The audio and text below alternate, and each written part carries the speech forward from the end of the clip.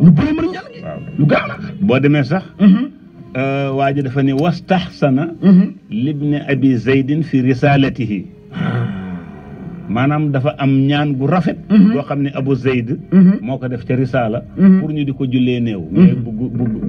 bu guddi la nga xam ne say boo ñëwoon di jullee néew jarul ngay laaj ndax kii góor la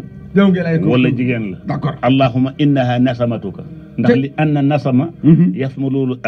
addukur wal inaasa su ko defee kon macha allah dëgg la macha allah loolu nag kooku xam naa ne bañ a dugg ci boobu doon incha allah waaw tabaarakallah tabaarakallah macha allah alhamdulilah sant rek incha allahu taala incha allah baarakallah fiik waaye damay jàngale loo xam ne Cheikh Tidiane xam naa ne am na ñu toog ñaareel yaa ngi may déglu waaw ñaareel bii ñaareel ñoo tax ma joxe ko ñaareel yi bëggoon a ñi ñaareel yi nga xam ñaareel yi nga xëy na ñoo bëgg ñi gën leen a bëgg ñoom waaw ñi nga xam ne ñoo bëgg bu ñu génnee oto bi génnee kër gi dem rek ba kër ñu ñëw ñoom dañuy juumuloo ñoom la yëkkalaat est-ce que ah ma la ko wax allahu akbar lu gaaw nag benn baat la boo xam ne da nga koy bind 7 fois wax ko ndànk waaw dañ ko wax kawe wax ko ndànk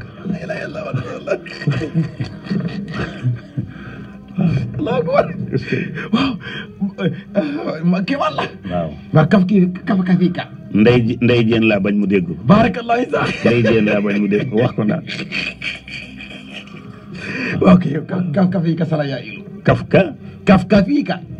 yi ka zala yaa ilu waa keef fa ñaari yoon keef fa muy kaf fii ka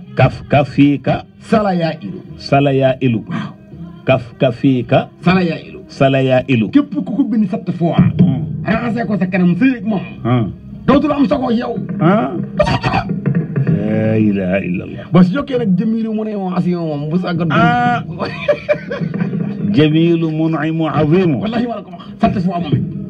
xamulu bi naan bindal loolu kaf yi ka sala yaa ilu juróom-ñaari yoon jamilu mu ne ma asimu juróom-ñaari yoon nga def ko sa kanam raxasoo ko ànd ak sa jëkkër bu la dina gën di bëgg bu ko yaa dimbali sax dootul yëg si beneen góor beneen jigéen ba ndax maa ko ay la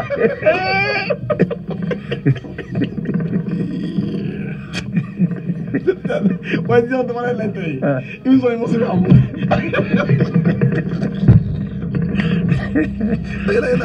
la ilaha illa Allah allahu akbar waaw mu def leen waaw